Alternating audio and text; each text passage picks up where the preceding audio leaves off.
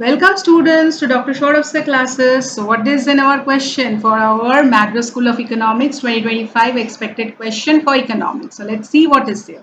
So the leader, let us read with the question together. The leader will always produce a lower output than when the firms compete in quantity simultaneously.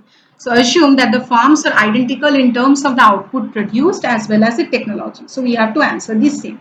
So now this is a question about Kuno versus Stackelberg. Okay, Kuno, you have done the oligopoly models. So it is like that. So here in Kuno, that means simultaneous move. And Stackelberg means sequential move. So duopoly model. So in Kuno, both firms choose the quantity simultaneously. And for Stackelberg, the leader moves first and commits to a quantity and the follower based response. So in Stackelberg competition, the leader typically produces more output, more production.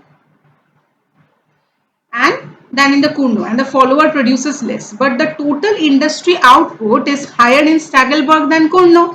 So the statement is what? The leader always produces a lower output is false.